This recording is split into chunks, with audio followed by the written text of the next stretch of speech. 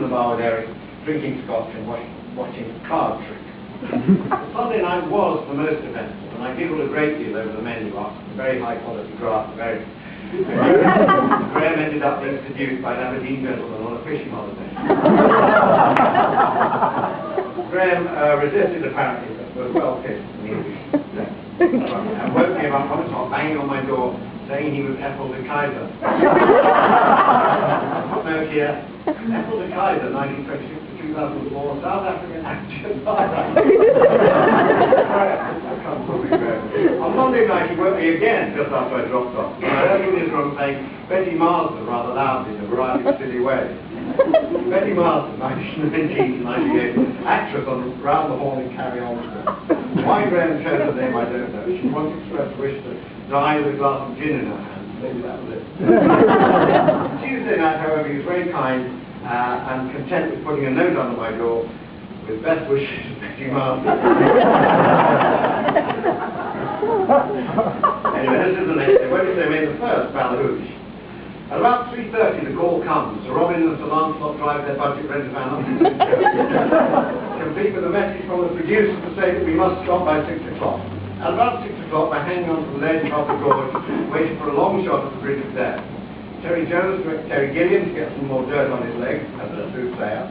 Then suddenly John Horton's effects go off. A few flares, firecrackers, smoke bombs, then, surprising everybody, huge mortar blasts, which send scorching barrels of fire high into the air, the grass and trees burning. No one except John Horton knows where the next blast will come from. Jerry Harrison, the assistant director, shouts. Terry Jones shouts. John standing races across the bridge with suicidal courage, and he's going to get back again as the camera can't see anything through the smoke. I think we may have a few more days of difficulties before it all gets together. Galahad drove the van back.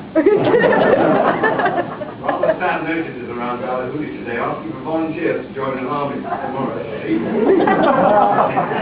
They're only getting £2, and I think even the Scots will balk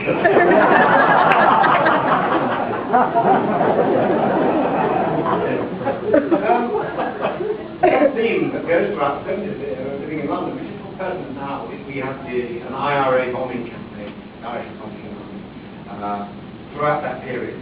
And it's referred to on various occasions. I think there may be about 10 instances in the diary.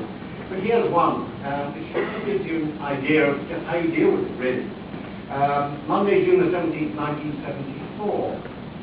Damp, musty kind of morning, pools of water on the roofs and roads after the night's rain, which came down after a series of thunderstorms last night. Just heard on LBC, on the local radio station, that the houses of Parliament had burned, with bombs placed in the kitchen at Westminster Hall, went off at 8:30. There have been 5 casualties once serious. The fire boat is out of the Thames, and according to the news, the fire is still spreading. This must be the biggest propaganda coup of all for the IRA, if it is that. And I think it will rebound heavily, echoed in 1940 when Parliament was last voted. Occasionally, when these rather traumatic things happen, you imagine for a moment that this is it. It's a national panic. A crisis after which nothing will ever be the same again. But in an instant, it all passes. Thomas's at school doing flowers is brought back from Aberystwyth, his teacher from the camp with a look of great pleasure and achievement on his face. The doctor is having an examination for our 3rd child. Mrs. B is being relentlessly importuned by William, who's trying to persuade her to stop cleaning the bathroom and buy some sweets for him. And I'm about to sit down, read the notebook, and try and think of ways in which this will not. So life goes on. Parliament burning quickly as soon as expected. Here we are, 1974 in London. Yes, on this fight is going. Sounds like alcohol. Living in London. Friday, September 27th, 1974. This must be the last of the fight series, one that we did without John Cleese, which ABC television bought for the state. Cut it up so seriously that we actually used ABC and one in the course. So that's what the this is a key thing. It's now used for copyright. There. Filming aboard HMS Belfast, moored by the Tower of London. I was to go there along there at lunchtime, meet them and prepare quite a long sketch to be filmed on Westminster Bridge in the afternoon. The rain fell heavily and persistently all morning. I arrived at HMS Belfast about 12:45. Oh, the BBC, yes. Doesn't oblige you petty officer. You know where the bar is, do you? I on incredibly happily in a warm, busy bar amidship. The only oasis of light and warmth and cheerfulness on board this steel grey hulk. Terry Jones, with an angelic smile, recommended the rum. Ian McNaughton, our director, was as red-faced as I've ever seen him on this film.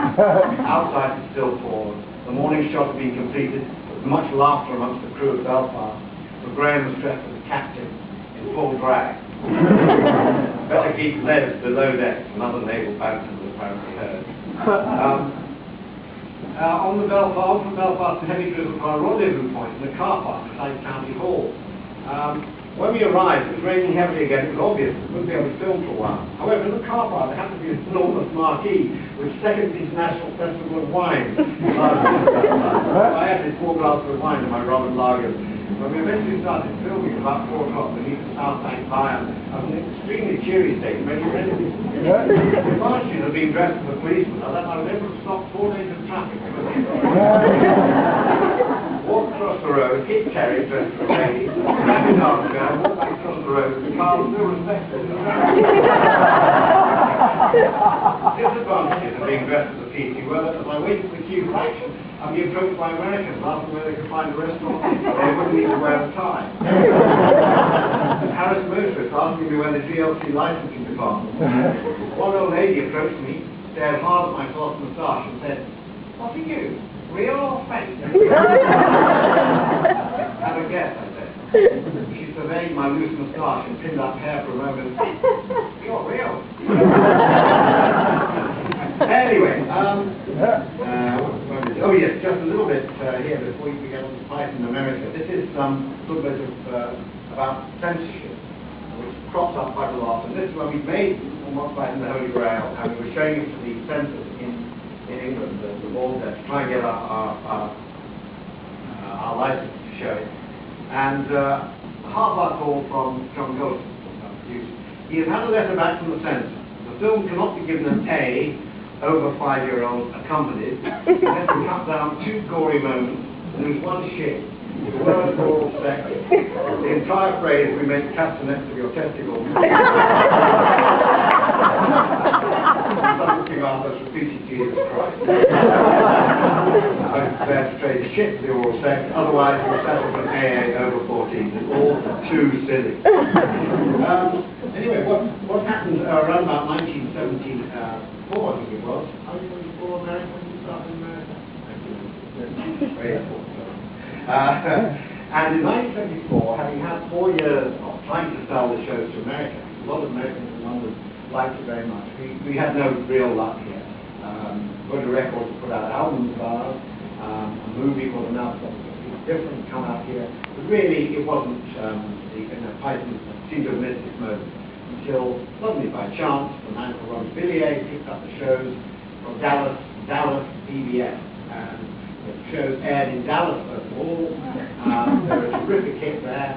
Played them for all the shows BBC had, played them all night long, and gradually, well not gradually, in about 3 or 4 months, they spread across the state like wildfire.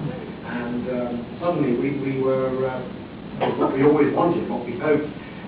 We not exactly cracked on it, but certainly the Schoolfield College audience really seemed to have taken to the show. So we started to come over to America more often. I just want to get fan letters from America. Here's one. Wednesday, September 3rd, 1975. I was just coming to New York, one of many visits, all out onslaught on letters before leaving for New York tomorrow. The American fan mail is sometimes quite extraordinary, just restraining the English. I received one quite steamy letter, full of declarations of love, meant for my eyes only, ended with the note, "I hope you're the one I mean."